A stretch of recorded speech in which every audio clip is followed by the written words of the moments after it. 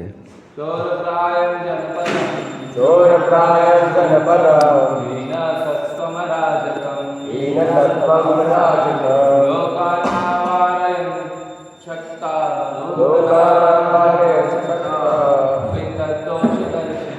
अपितद्दोषदर्शिना तदुपद्रवमाज्ञाय लोकस्य वसुलुम्पता तस्मै अन्यो न चिंहसता। दूसरा कोई? चोरप्राय जनपद हीन सत्त्वम राजकम् लोकानावारयन् शक्ता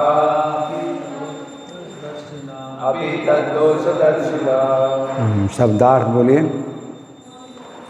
तत् उस समय उपद्रवम उथल पुथल आज्ञाय समझकर लोकस्य जनता की वसु धन संपत्ति लुम्पता लुटेरों द्वारा भर्तरी रक्षक उपरते मृत होने से तस्मिन् राजावेन अन्योन्यम परस्पर च भी जिघांसताम मारने की इच्छा करते हुए चोर प्रायम चोरों से भरा जनपदम राज्य हीन रहित सत्वम विधान अराजकम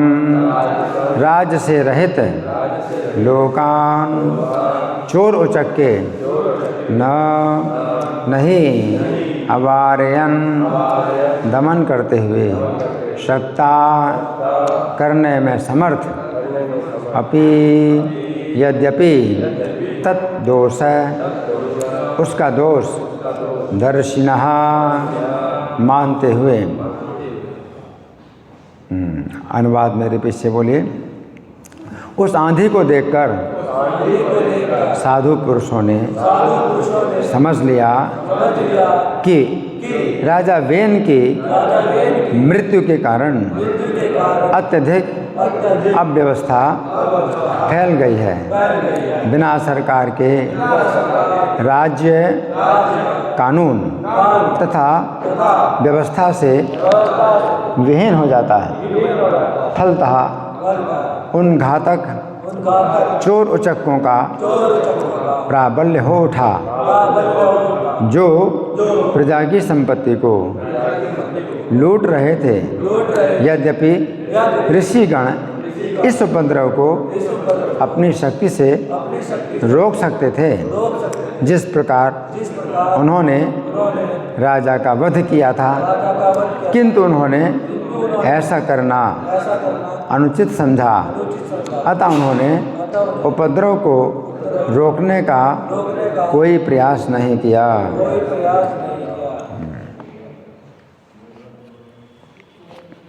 तो ये जो दो श्लोक हैं, तो ये जो है कौन कह रहे हैं? ये दो श्लोक कौन कह रहे हैं?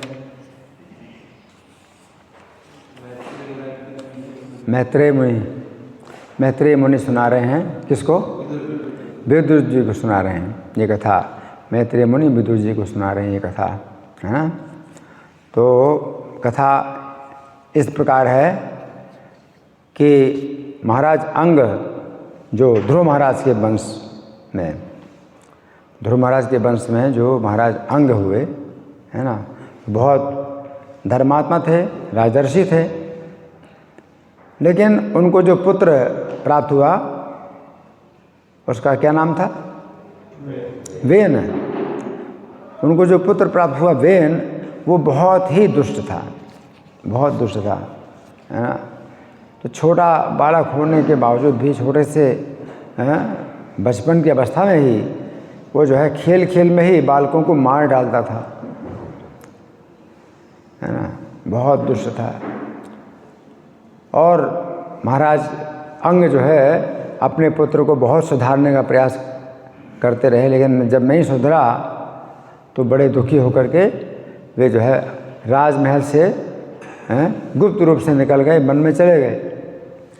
अब कोई राजा नहीं, तो वो जो ब्राह्मण लोग थे, देखिए ब्राह्मणों का जो है कितना अपने जो है धर्म के प्रति निष्ठा होती है, कि अगर वो चाहें तो राजा का राज्य हथिया लें। आजकल जैसे होता ना कि कोई राजा ना रहे या राजा की हत्या भी कर देते, मंत्री लोग राजा की हत्या भी कर देते हैं और राज्य का जो है अधिकार ले लेते हैं, है ना।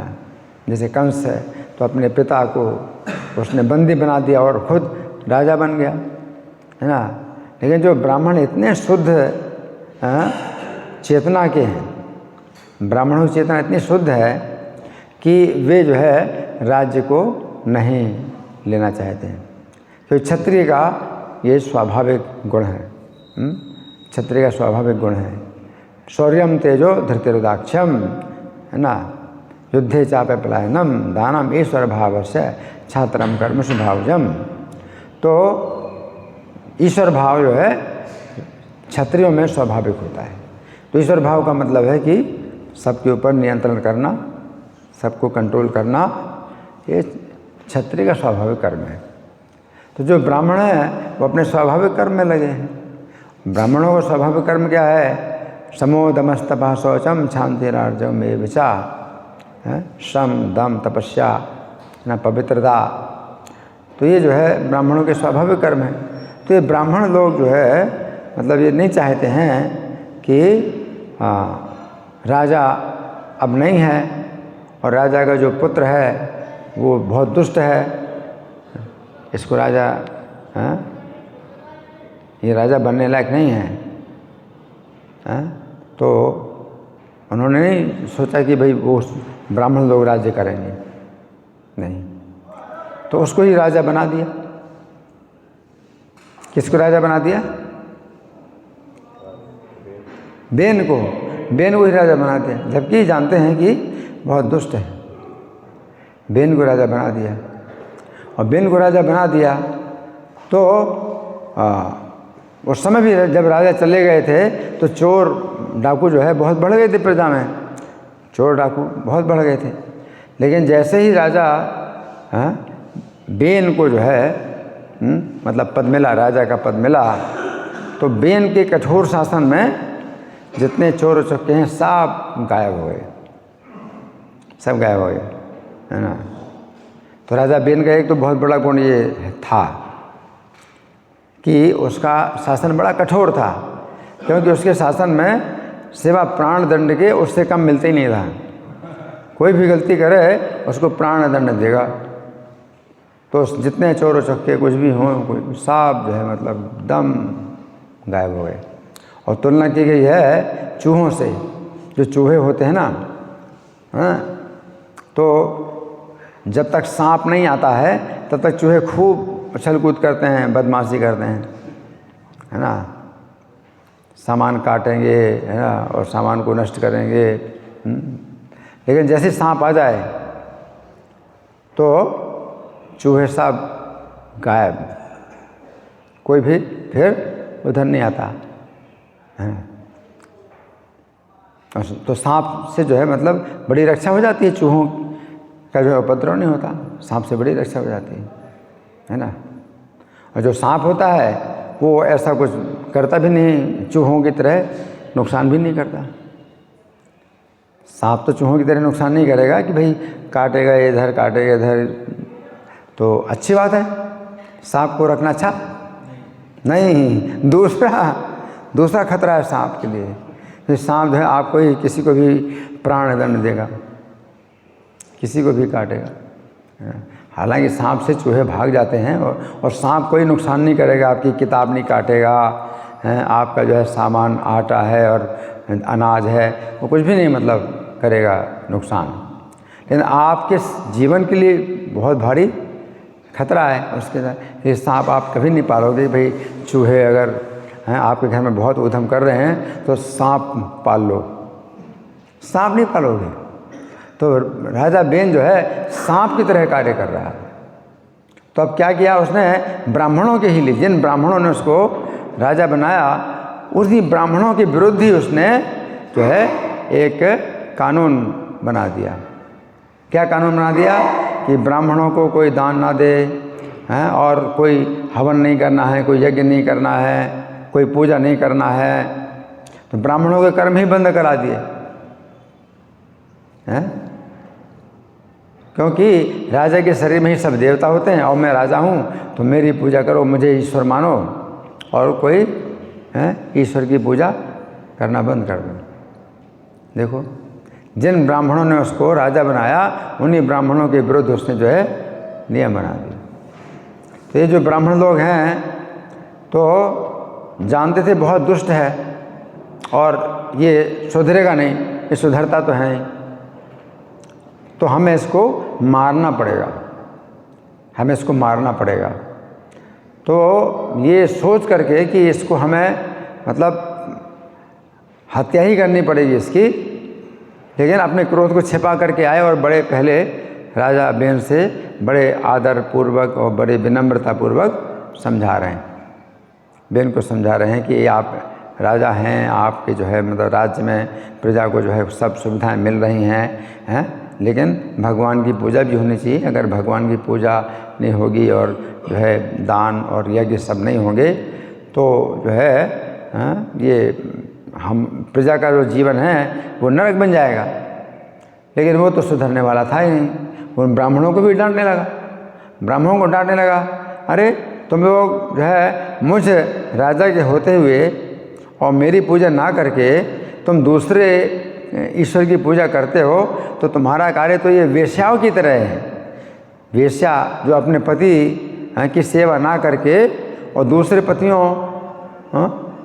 के साथ जाती है, के पास जाती है, तो तुम तो वेश्या की तरह कार्य कर रहे हो। मैं राजा हूँ और मेरी पूजा बंद करके किसी दूसरे को ईश्वर मान करके तुम लोग पूजा पाठ करते हो।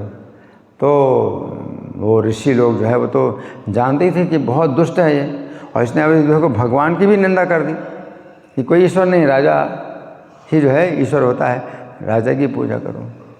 तो उन्होंने जो है उसको कहा कि ये जो पापी, इसको जो है अभी मर जाना चाहिए, सांप से मार डाला। उनको अस्त्र शस्त्र की ज़रूरत नहीं है, हथियार की ज़रूरत नहीं है, राजा को जो है अपने सांप से ही मार डाला कि तू जो है मर जा। तो अपने सांप से ही मार डाला उसको। ब्राह्मणों के पास ऐसी शक्ति, और अपने सांप से किसी को मार डालें तो जो है केस भी नहीं चलेगा, केस भी नहीं चलेगा, कोई केस नहीं चलता है ना। उनकी कितनी शक्ति थी, सांप से मार डाला उसको। अब सांप से मार डाला राजा बेन को, तो अब क्या हुआ, अब यहाँ पर वर्णन आ रहा है कि बहुत से चोर डाकू जो है फिर से वो आ गए, पनप गए। फिर राजा नहीं है तो चोर डाकू जो है खूब पनप गए। अब जो चोर डाकू खूब पनप गए तो अब यहाँ पर श्लोक देखिए, श्लोक निकालिए, श्लोक निकालिए।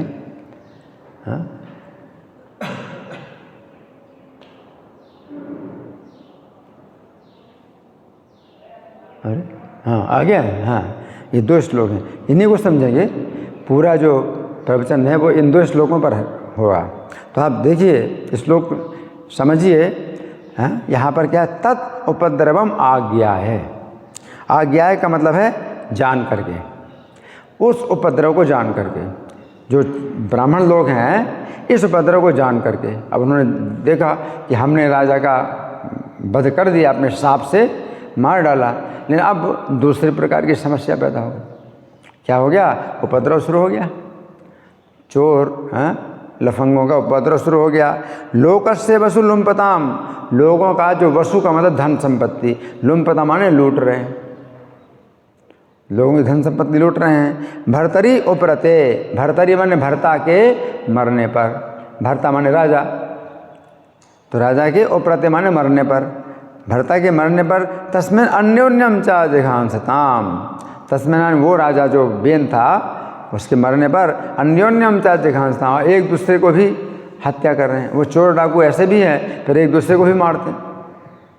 मान लो उन्होंने चोरी की या जो छीना, इतनी संपत्ति मिली, अब इस संपत्ति में बंटवारा होता है तो बंटवारे में भी वो एक दूसरे की हत्या कर रहे हैं, है ना।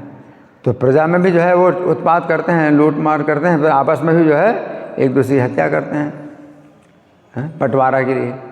चोरी का माल है, अब बांटे हैं तो वो कहते हैं नहीं मैं इतना लूँगा, मैं उतना लूँगा, तो एक दूसरे की हत्या कर रहे हैं।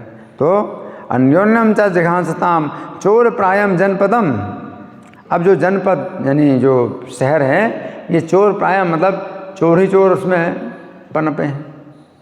जनपदम हीन सत्वम मराजकम, और अब कोई कानून रहा नहीं, सत्वम माने कानून, है ना, कोई नियम रहा नहीं है कि भाई क्या करना क्या नहीं करना। अराजकम माने राजा के बिना अराजकता हो गई, इसी को अराजकता बोलते हैं। एक राजा होता है तो सबको नियंत्रित करता है, लेकिन अब तो सब अपने अपने राजा बन गए, है ना, इसलिए अराजकता हो गई। लोकान नावर्यन सकता, लोकान नावार्यन, लोकान तो ऐसे लोगों को जो चोर डाकू थे, न अवार्यन उन्होंने रोका नहीं, सकता आपी, जबकि इनके अंदर शक्ति है, ब्राह्मणों के अंदर शक्ति है कि इन चोर डाकुओं को भी वो रोक सकते हैं।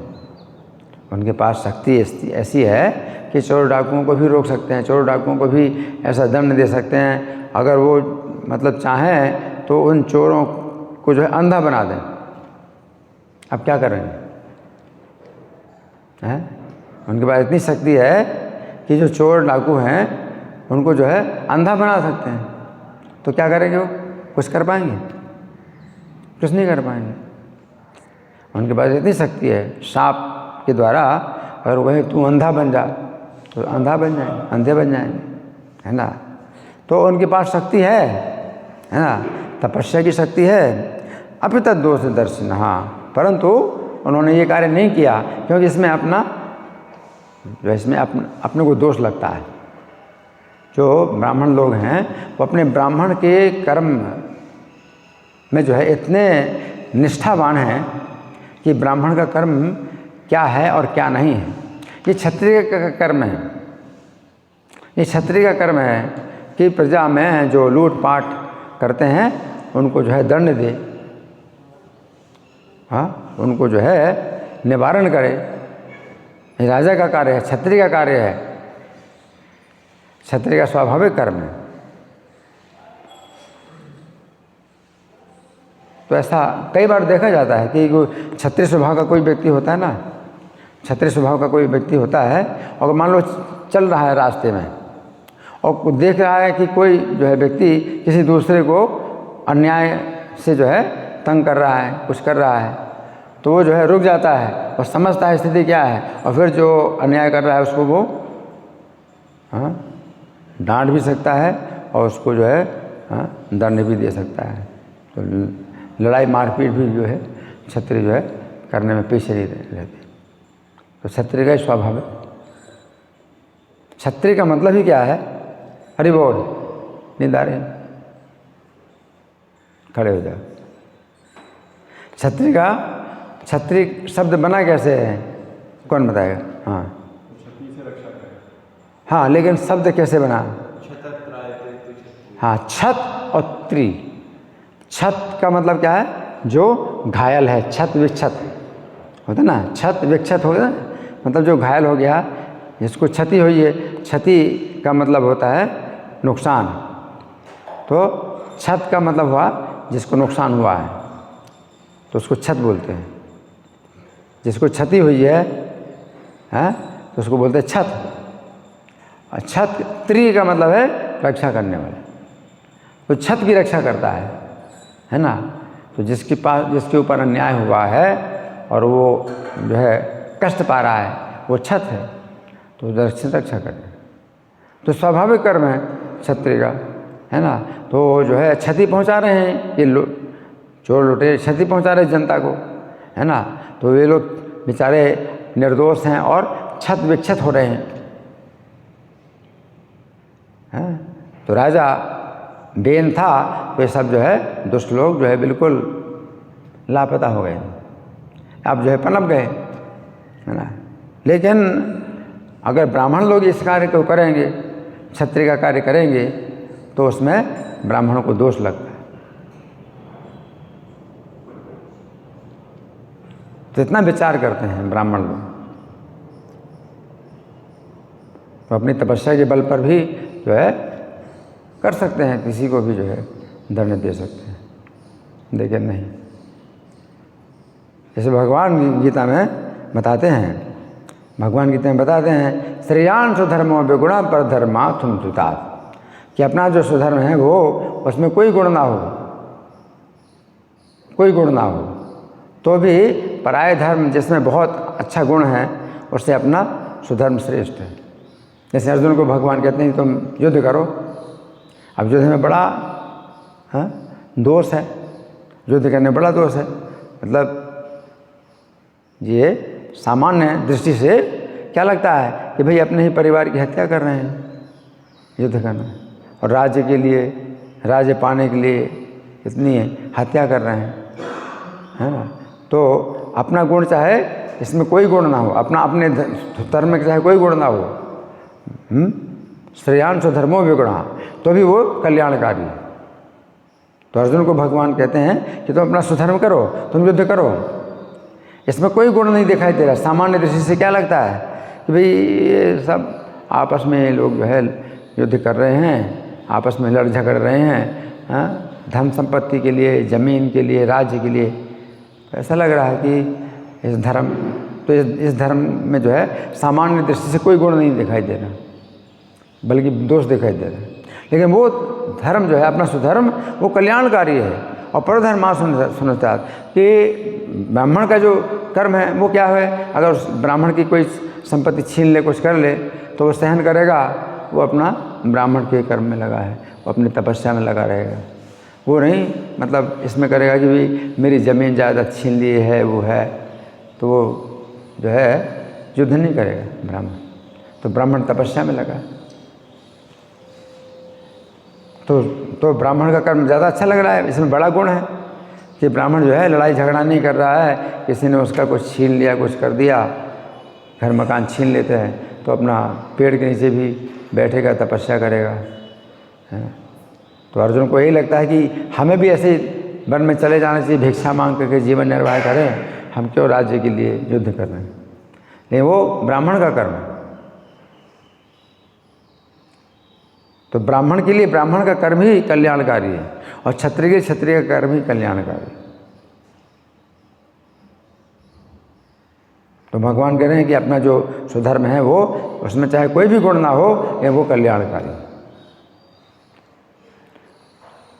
सुधर्मे निधनम श्रेया, अपने धर्म में, अपने सुधर्म में मरना भी श्रेष्ठ करे, मृत्यु हो जाए तो भी कल्याण होगा।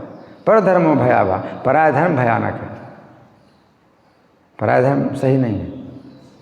तो जीवन में चाहे जितनी भी असुविधा मिले, चाहे जितना भी कष्ट मिले, अपने धर्म में, ब्राह्मण को अपने धर्म में लगे रहना चाहिए, क्षत्रिय को अपने धर्म में लगे रहना चाहिए, है ना। तो यहाँ पर उनको अपने जो है इस कर्म में उनको बड़ा दोष दिखाई पड़ रहा है। अब हम सुनेंगे प्रभुपाद तात्पर्य में क्या लिखते हैं। श्रील प्रभुपाद की जय। ऋषियों तथा मुनियों ने आपातकाल उपस्थित होने से राजा बेन का वध तो कर दिया। अब राजा बेन का भी वध करना उनका काम नहीं था, ऋषि मुनियों का काम नहीं था, लेकिन राजा का बेन वध करना पड़ा, राजा बेन का वध करना पड़ा, वो आपातकालीन है। ब्राह्मणों का जो कार्य है तो वो जो है, आप सुन नहीं रहे, हरि बोल बलदेवराज, सुन नहीं रहे, मैं क्या बता रहा हूँ, क्या सुन। हाँ, लेकिन अभी क्या बताया इसके बाद, कौन। हाँ, आपातकाल में है, ध्यान से सुनो। ब्राह्मणों ने राजा बेन का जो वध किया, ये भी उनका कार्य नहीं था, उनका कार्य तो अपना तपस्या में लगे रहना। लेकिन राजा बेन का जो वध किया, वो आपत्ति काल में उनको अपना कर्म छोड़ करके भी उनको ये कर्म करना पड़ा, राजा का वध करना। तो ब्राह्मण का कार्य नहीं है कि किसी का वध करें, लेकिन राजा की हत्या उनको करनी पड़ी, है ना, क्योंकि वो जो है इतना खतरनाक है राजा कि उसने सब मतलब भगवान की पूजा ही बंद करा रहा है, भगवान की पूजा यज्ञ ये सब जो है बंद करा रहा है ना। तो इसको जो है मरना ही चाहिए, इसको मार दिया, ये तो कर दिया। लेकिन अब आगे का भी जो कार्य है वो कर सकते हैं, उनके पास शक्ति है, आगे का भी कार्य कर सकते हैं। चोर और चक्के जितने भी चोर डाकू हैं उनका हमेशा के लिए वो दमन कर सकते हैं। लेकिन अब ये तो लगातार इसमें लगना पड़ेगा। एक कार्य तो कर दिया कि बेन की हत्या कर दी, अब इसमें तो उनको अपना सब कर्म छोड़ना ही पड़ेगा, अपना कर्म छोड़कर उसी में लगना पड़ेगा, प्रशासन। तो ब्राह्मण जो है उसमें बड़ा दोष देखते हैं कि भाई हमारा ये कार्य नहीं है कि हम शासन करें। देखो ब्राह्मण का जो है स्वाभाविक कर्म जो तपस्या होती है, तो वो जो है उनको स्वाभाविक उनको ये रुचि होती है उसमें, तपस्या में। वो राजमहल में रह करके और खूब जो है माल टाल खाएँ और खूब खाएँ सोएं और जो है मस्ती करें, ये ब्राह्मण का स्वभाव नहीं होता। इनके पास जो है सब सुविधाएं, राजा की ओर से सब सुविधाएं, लेकिन ब्राह्मणों का ये कार्य नहीं होता। तपस्या जीवन में है, तपस्या और शांति में सहनशीलता है, कोई भी कष्ट आता है तो सहन करते हैं, है ना। तो ये सब जो है ब्राह्मण के गुण हैं। तो यहाँ पर ये बहुत बड़ी जो है ये बात हम देख रहे हैं यहाँ पर कि ब्राह्मण लोग जो है इस कार्य को करना ही नहीं चाहते। तो यहाँ पर ऊपर लिख रहे हैं कि आपातकाल उपस्थित होने पर से राजा बेन का वध तो कर दिया, किंतु उन्होंने मृत्यु के पश्चात चोर और चक्कों का जो बोलबाला हुआ उसको दबाने हेतु सरकार में सम्मिलित होना उचित नहीं समझा। ब्राह्मण लोग जो है सरकार में उचित मतलब दखल नहीं देना चाहते हैं कि अब जो है अपना भी जो है वो करें, अपनी पार्टी बनाएं, है ना, क्या बोलते हैं विरोधी दल, है ना, और अपना जो है वो करें। उस समय तो जनतंत्र था ही नहीं, प्रजातंत्र था ही नहीं, है ना। तो वो जो है राज सिंहासन हिला सकते हैं, उनके पास पूरी शक्ति। तो ब्राह्मणों का ये कार्य नहीं। अब इस समय जैसे मान लो है कि भाई इस्कॉन के जो भक्त हैं वो जो है मतलब अपनी एक पार्टी बना दें, अपना दल बनाए, इस्कॉन का एक पार्टी बन जाए और जो है मतदान लेंगे और इस्कॉन को जो है वोट मिले, इस्कॉन का जो है फिर शासन हो जाए पूरी दुनिया में। लेकिन इस्कॉन जो है हर व्यक्ति को ब्राह्मण बना रहे हैं। ये इस्कॉन जो है ये संस्था ऐसी है कि कोई व्यक्ति आता है उसको ब्राह्मण बनाया जाता है, ब्राह्मण का प्रशिक्षण देने की संस्था है। तो इसमें ये नहीं कि जो इस्कॉन में अच्छी तरह से प्रशिक्षित हो गया, इस्कॉन में से प्रशिक्षित हो करके अब वो जो है उसमें राजनीति में जाएगा कि भाई मैं इस्कॉन का जो है अब मतलब बहुत बढ़िया भक्त मतलब बन चुका हूँ, मुझे अच्छी ट्रेनिंग मिली, अब मैं राजनीति में जाऊँगा और अपना जो है दल बनाऊँगा। ये है नहीं। प्रभुपाद से भी जो है किसी ने पूछा, प्रभुपाद ने किसी से पूछा, प्रभुपाद से किसी ने पूछा कि आप क्या भारत के प्रधानमंत्री बनना चाहेंगे। प्रभुपाद से किसी व्यक्ति ने पूछा, क्या पूछा, क्या आप भारत के प्रधानमंत्री बनना चाहेंगे। क्योंकि अगर प्रभुपाद प्रधानमंत्री बन जाएं तो मतलब क्या हाल होगा, क्या बढ़िया स्थिति होगी पूरे देश की। लेकिन प्रभुपाद ने कहा कि नहीं, मैं प्रधानमंत्री नहीं बनना चाहूँगा, मैं प्रधानमंत्री का गुरु बनना चाहूँगा। तो ब्राह्मण है, तो जो ब्राह्मण है वो राजा नहीं बनना चाहता, लेकिन राजा को उपदेश दे सकता है, राजा का गुरु बन सकता है। तो प्रभुपाद ने ये कहा। तो यहाँ पर प्रभुपाद लिख रहे हैं कि उन्होंने सरकार में सम्मिलित होना उचित नहीं समझा। ब्राह्मणों ने सरकार में सम्मिलित होना उचित नहीं समझा। आगे, ब्राह्मणों तथा साधु पुरुषों का काम वध करना नहीं है, भले ही आपातकाल उपस्थित होने पर वे कभी कभी ऐसा कर सकते हैं। तो वध करना किसी ब्राह्मणों का काम नहीं है। आपत्ति काल में एक व्यक्ति का वध किया, लेकिन यहाँ तो बहुत लोगों का वध करना पड़ेगा और लगातार केवल वध नहीं, किसी को दंड देना है, किसी का जो है हाथ काटना ही जो है दंड होता है, इसके हाथ ही काट दिया जाए, वध नहीं किया जाएगा, हाथ ही काट दिया जाए। किसी को ऐसा भी दंड होता है, क्योंकि दंड की जो है फिर वो एक बहुत बड़ा शास्त्र है, दंड शास्त्र है कि भाई किसको किस अपराध पर किस प्रकार का दंड दिया जाए। तो ब्राह्मणों का ये कार्य नहीं है कि वे जो है इस सरकार में सम्मिलित हों। आगे वे चाहते तो अपने मंत्रों के बल से सभी चोर उचकों का वध कर सकते थे, किंतु उनके मतानुसार ये क्षत्रिय राजाओं का कर्तव्य था।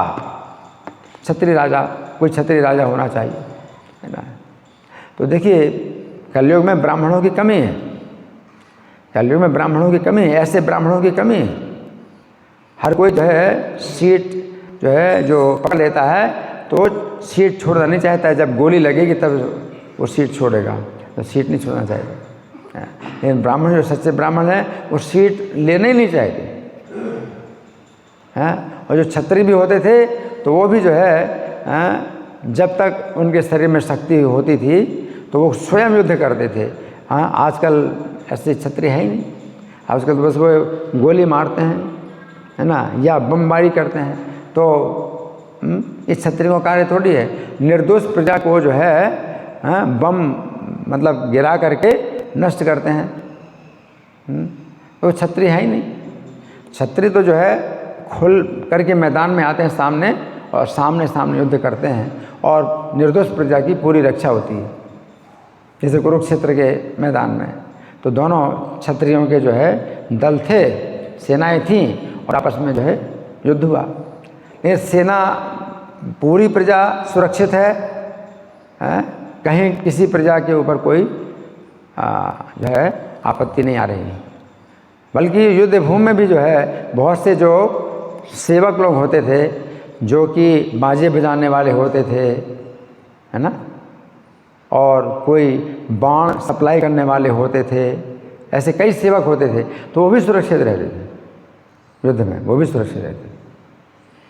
इनके अस्त्र शस्त्र इतने नियंत्रित होते थे कि शत्रु पर ही जो है वो वार करेंगे, और शत्रु के आसपास जो है कोई बहुत से सेवक घूम रहे हैं तो उनकी भी सुरक्षा होती थी, उनको भी कोई चोट नहीं लगती थी, इतना था। आजकल के बम ऐसे हैं, आजकल के ये हथियार जो है ऐसे चले हैं, इनमें कोई नियंत्रण नहीं है। बम छोड़ोगे तो जहाँ बम गिरेगा तो कोई भी होगा वो मारा जाएगा। तो कलयुग में क्षत्रियों की कमी है और ब्राह्मणों की भी कमी है। तो इसलिए इस्कॉन ये जो संस्था है ये ब्राह्मणों को जो है बना रही है। समाज में ब्राह्मणों की बहुत आवश्यकता है ना। तो आगे प्रभुपाद लिखते हैं कि अतः उदासीन होकर वध करने के इस कार्य में उन्होंने भाग नहीं लिया, है ना। तो वध करने के कार्य में अब वो कुछ दूसरा ही विचार कर रहे हैं कि अब क्या करें। आगे कथा आएगी कि फिर उन्होंने क्या किया और कैसे समस्या को सुलझाए, है ना। एक राजा जो है ऐसा चाहिए जिसके अंदर क्षत्रिय का स्वभाव भी हो और वो ब्राह्मणों के प्रति समर्पित भी हो, और जो है पूरा जो है राज्य शासन बहुत बढ़िया चले।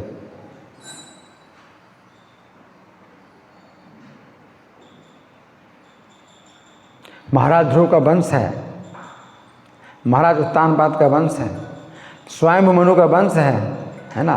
तो ये वंश नष्ट नहीं होना चाहिए, वंश की रक्षा होनी चाहिए। तो इसी वंश में ही कोई व्यक्ति पैदा हो। अब कौन पैदा होगा? राजा बेन ही ध्रुव महाराज के वंश में था और वो मर गया, तो ब्राह्मण सोचते हैं हमने उसको तो मार दिया। अब इसी वंश में जो है कैसे अब कोई क्षत्रिय पैदा हो, तो कैसे पैदा हो? तो वो क्या करते हैं, उस बेन के शरीर को उनकी माता सुनीता ने तेल के बर्तन में रख दिया, खराब ना हो।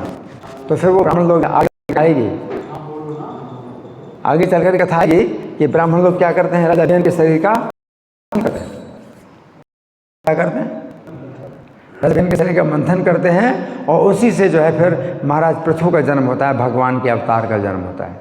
पृथु महाराज फिर पूरी पृथ्वी के राजा होते हैं। और पृथ्वी नाम जो है महाराज पृथु के कारण पृथ्वी नाम पड़ा है।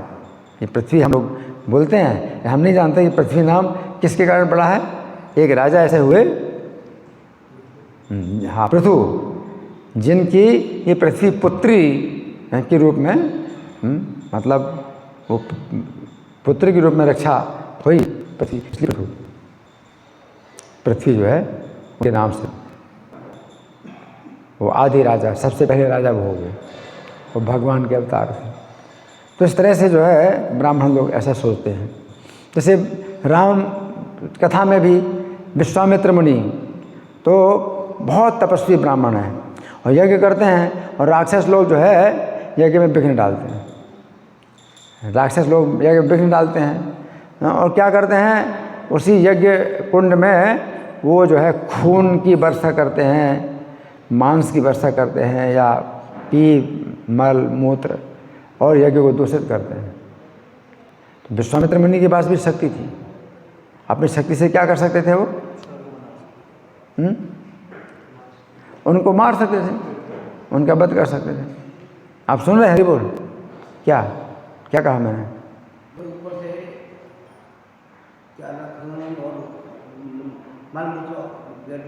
कौन कौन करते थे? सुनते नहीं तुम, ध्यान कहीं है और रहता है। कौन बताएगा? ऊपर से मल, हाँ जी, हाँ हाँ, तो ऊपर करते थे। कौन सा कार्य होता था जो जिसमें करते थे? यज्ञ होता था। और यज्ञ कौन करते थे? विश्वामित्र मुनि। तो उनके पास शक्ति थी, क्योंकि वो भी ऐसे शक्तिशाली ब्राह्मण थे। जैसे ये शक्तिशाली ब्राह्मण पृथु का बेन का वध कर दिया, तो राक्षसों का वध कर सकते थे। जैसे राक्षस आएंगे, भस्म हो जा तुम, बोलने मात्र से भस्म हो जाएंगे। लेकिन विश्वामित्र भी जो है मुनि क्या सोचते हैं कि हमारा ब्राह्मणों का ये कार्य नहीं है, बहुत राक्षस है और बहुत हत्या करनी पड़ेगी हमको, है तो क्षत्रिय का कार्य है। और क्षत्रिय के रूप में भगवान अवतार ले चुके हैं।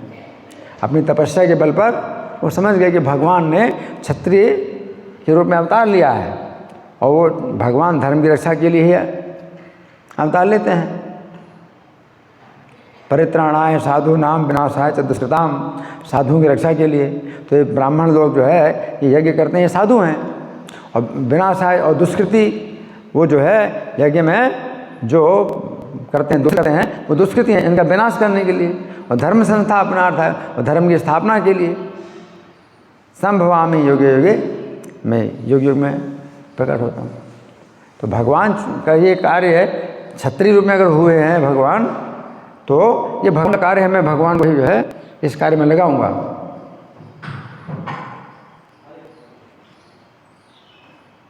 अब कोई सोचे कि ये तो ठीक नहीं भाई, भगवान को अपनी सेवा में आप लगा रहे हो, भगवान को अपनी सेवा में लगा रहे हो, भगवान की तो आप मंदिर में पूजा करते हो, हैं?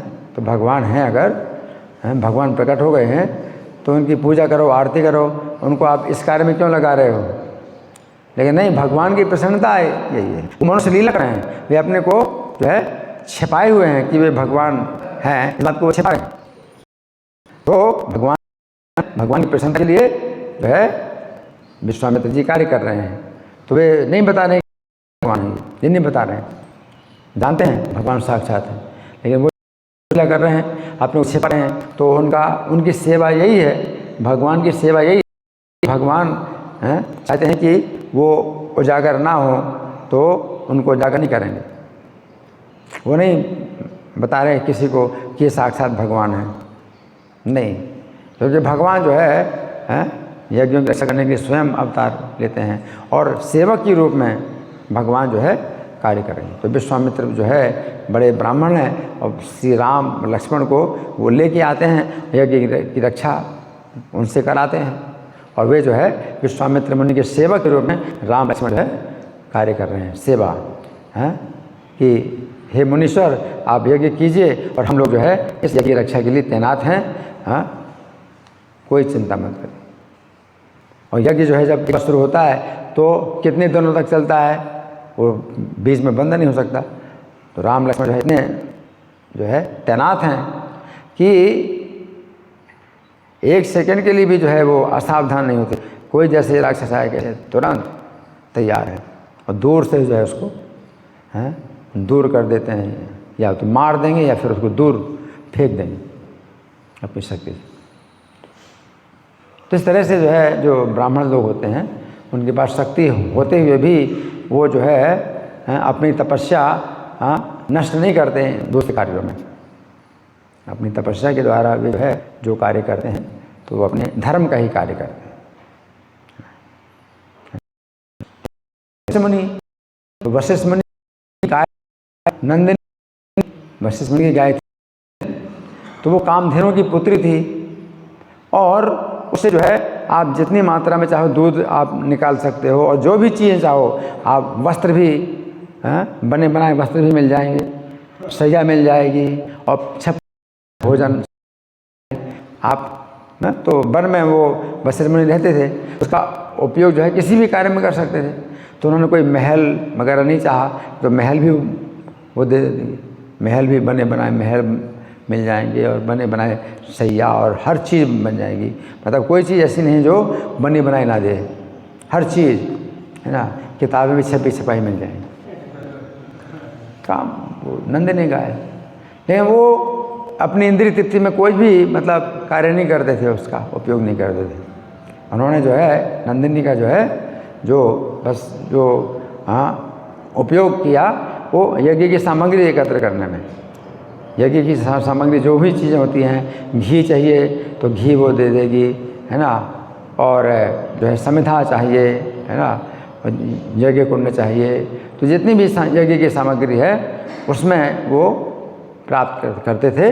अपनी इंद्रिय तृप्ति का कोई भी कार्य नहीं करते। लेकिन जब विश्वामित्र की सेना आई वन में तो वशिष्ठ मुनि ने उस नंदिनी को जो है कहा कि अब हे नंदिनी तुम जो है ये विश्वामित्र मुनि जो है राजा हैं, इनकी पूरी सेना है तो पूरी इनका जो सत्कार करो अच्छी प्रकार से।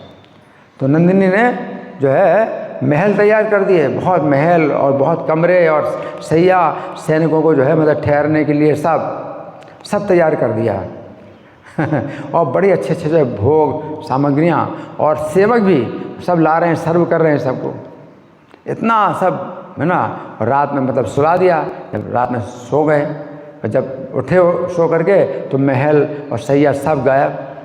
देखे कि अरे ये कहाँ से इनके पास इतना मतलब ये वैभव आ गया वशिष्ठ मुनि के पास। तो वशिष्ठ मुनि से कहा हैं, अब वो क्षत्रिय राजा थे तो वशिष्ठ मुनि से कहा कि ये गाय हमको चाहिए। विश्वामित्र मुनि बोले हमको चाहिए, तो अब हमको चाहिए, हम राजा हैं, हमको चाहिए, हम अपने इसका भोग करेंगे। वशिष्ठ मुनि बोले कि नहीं, ये गाय जो है हमारे यज्ञ के कार्य में काम आती है, हम ये गाय नहीं दे सकते, हमारे यज्ञ के कार्य में काम आती है।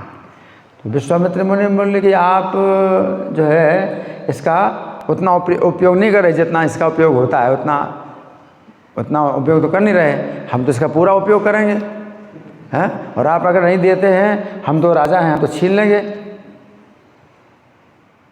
तो वशिष्ठ मुनि बोले अब तुम अगर छीन करके ले जाओगे तो मैं क्या कर सकता हूँ, मैं तो करूँगा नहीं। अगर उनके पास शक्ति है, शक्ति से जो है वो उनको दंड दे सकते हैं, उनको जो है लकवा भी लग जाएगा। तो जो और गाय को पकड़ेंगे तो उनको जो है वो पैरालिसिस भी कर सकते हैं। लेकिन उन्होंने कुछ अपनी तपस्या का कोई भी उपयोग, कोई मतलब अपनी सुविधा के लिए तपस्या का उपयोग नहीं किया। और नंदिनी को वो अब ले जाए। तो नंदिनी गाय मुनि से कि महाराज आप क्या चाहते हो कि मैं इनके साथ जाऊं? बस तो नहीं चाहता, लेकिन मैं अपनी शक्ति का प्रयोग नहीं कर इनके विरुद्ध, क्योंकि मैं ब्राह्मण हूं। तो नंदिनी बोली तो फिर आप मुझे आज्ञा दीजिए, मैं अपनी शक्ति का प्रयोग। बोले हाँ आप अपनी शक्ति का प्रयोग। तो नंदिनी ने जो है फिर हुंकार, अपने हुंकार बहुत से प्रकट कर दिए, वो बड़ी भारी है ना, जो है विश्वामित्र की सेना पराजित हो गई, भागना पड़ा। कहने का मतलब क्या है, उनकी जो है वो छीन करके ले जा रहा है, तो शक्ति का प्रयोग नहीं कर रहा, जबकि उस पर शक्ति है, उसके पास शक्ति। और ऐसी शक्ति का प्रयोग करेंगे कि जिंदगी भर याद रहेगा, है ना। हाथ उसने उठाया तो हाथी स्तंभित कर देगा, तो अब हाथी नहीं हिला सकता वो। तपस्वी के पास जो इतनी शक्ति होती है, कि कुछ भी आपको जो है वो स्तंभित कर देगा, आप हिल नहीं सकते, कुछ भी कर दे। अंधा बना देगा तो पूरा जीवन बेकार गया, अंधा बना दे कुछ भी, लेकिन नहीं करते। अपनी इंद्रिय तृप्ति के लिए जो है अपनी तपस्या का वो जो है दुरुपयोग नहीं करते। तो ये जो है मतलब ये कुछ बातें ऐसी हैं कि ब्राह्मण जो है अपने ब्राह्मण के जो है कर्मों में निष्ठावान होते हैं। क्षत्रिय जो है अपने कर्मों में निष्ठावान होता है। क्षत्रिय भी जो है क्या कर्म है, राजा का क्या कर्म है, अगर अपना पुत्र भी अगर अपराध करे तो उसको भी वो दंड देगा, है ना। तो श्री रामचंद्र हैं, है ना, तो उन्होंने जो है जिस समय उनके पास एक ब्राह्मण आए और उन्होंने कहा था मैं आपसे गुप्त बात करना चाहता हूँ, बीच में आए नहीं, गुप्त में कुछ बात करना चाहता हूँ, कोई आए नहीं। तो श्री राम बोले ठीक है, अगर आएगा तो मेरी आपके साथ जो बात होगी इस बीच में अगर कोई आएगा, अब महल की रक्षा की मतलब आए नहीं, राम के साथ बातचीत कर रहा है लक्ष्मण जी। उसी समय आए, दुर्वासा मुनि 1000 साल से कोई भोजन नहीं किया, मुझे राम से अभी तो। लक्ष्मण जी बोले कि आज्ञा करो, जो आज्ञा हो हम सेवा करेंगे। अब ऐसे कार्य में हैं कि कोई। दुर्वासा मुनि बोले तुम से मना करोगे मुझे तो तुम्हारे विनाश, तुम्हारे वंश का विनाश होने का। तो लक्ष्मण सोचते हैं कि पूरे वंश हो जाए, उससे है कि तो उन्होंने मतलब कि पहुंच गए श्री राम के पास बताने के लिए कि दुर्वासा मुनि आए आपसे मिलने के लिए। अब श्री राम जानते थे लक्ष्मण जी को दंड चाहिए, लक्ष्मण जी को दंड नहीं मिलना चाहिए, क्यों तो कोशिश है ना कि श्री राम की विनाश हो जाएगा। तो श्री राम वो जो है का, लेकिन अपना बहुत ही प्रिय होता है, त्याग करना ही मृदंड होता है। तो लक्ष्मण जी करना पड़ा, श्री राम ने त्याग कर दिया कि अपना बहुत अपना ही पुत्र अपना ही उसको मृत्युदंड कर देना है, उसका मृत्युदंड मारा। तो लक्ष्मण का त्याग करना। तो धर्म में बंधे हुए क्षत्रिय है, उनको अपने धर्म में बहुत बंधे रहना चाहिए। जहाँ युद्ध का निमंत्रण मिले युद्ध को फिर मना कर सकते। युद्ध जो महाभारत तो दुर्योधन पहले निमंत्रण तो उसके पक्ष में वो आना ही पड़ा, हालांकि वो पक्ष जानते अधर्मी है, वो दुर्योधन के पक्ष निमंत्रण मना नहीं कर सकता। युधिष्ठिर महाराज ने पहले बुला लिया, नहीं बुला पाया तो वो उनके पक्ष निमंत्रण तो चाहे युद्ध का निमंत्रण मना नहीं कर सकते। करना कल्याणकारी तो जो है वो ज्यादा महत्व देते भी नहीं। तो अगला जीवन है तो क्या मृत्यु की जो चिंता करते हैं। तो भगवान कहते हैं कि जैसे वस्त्र जो है आप डेली आप छोड़ करके धारण करते हैं या धारण करते हैं, धारण करते हैं, तो जो कपड़े हैं उनको आप जो है उतार करके और धोले वस्त्र धारण करते हैं। ऐसे मृत्यु का भी जो ये घटना है ये भी सामान्य घटना सामान्य है। यहाँ जो पुराना शरीर त्याग आप धारण कर रहे हैं तो वस्त्र परिवर्तन की तरह है।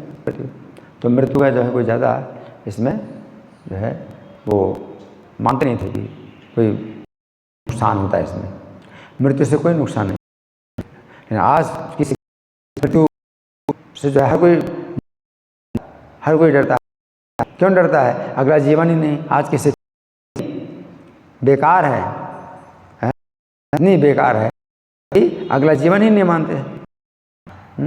बस यही जीवन है और कोई अगला जीवन हर है कि मैं चाहे जैसे भी काम मैं अपनी रक्षा करना ना पड़े,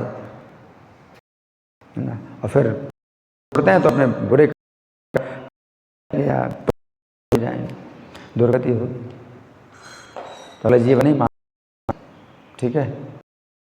तो अब फिर भी हो किसी का तो कर सकते हैं, समय तो हो चुका जी।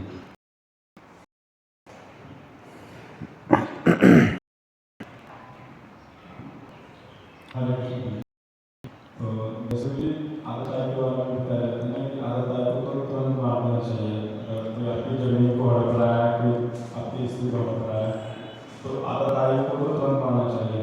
तो कोई ब्राह्मण की केस में अगर कोई आदत आय मतलब ब्राह्मण का आक्रमण कर रहा है, तो ब्राह्मण को प्रतीक्षा करनी चाहिए कि कोई क्षत्रिय को दंड दे या फिर दे सकता है? दोनों बातें हैं, दोनों बातें हैं। ब्राह्मण जो है उसकी हत्या कर भी सकता है, ये भी है, और ये भी हो सकता है कि वो कुछ ना विरोध करे, क्योंकि अगर ब्राह्मण जो है अपने उस कार्य में लगा हुआ है और उसको जो है मृत्यु का जो है कुछ भी भय नहीं है, तो वो जो है, जैसे जमदग्नि थे, तो जमदग्नि की जो है गाय थी, है ना, और जो सहस्त्र बाहु अर्जुन थे, उन्होंने जमदग्नि की गाय छीन ली थी, है ना। तो जमदग्नि ने विरोध नहीं किया, परशुराम जी आए तो फिर उनको पता चला, तो सहस्त्र बाहु या फिर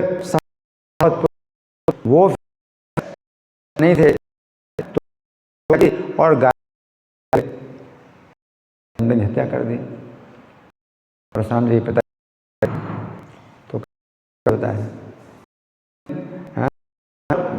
ब्राह्मण की ऐसी स्थिति नहीं होती कि भाई वो अपने शरीर से ऊपर उठा हुआ हो।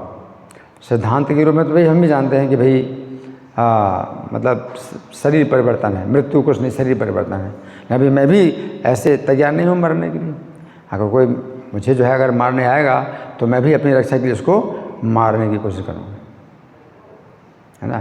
तो प्रभुपाद से भी किसी ने पूछा कि अगर आपकी कोई हत्या करने के लिए आए तो आप क्या करेंगे, तो प्रभुपाद ने कहा मैं उसकी हत्या कर दूँगा। तो ये स्वाभाविक है, ठीक है ना। तो इन कार्यों में जो है मतलब दोनों तरह की बातें होती हैं कि क्या करना है क्या नहीं करना है, वो ब्राह्मण की स्थिति के अनुसार होता है।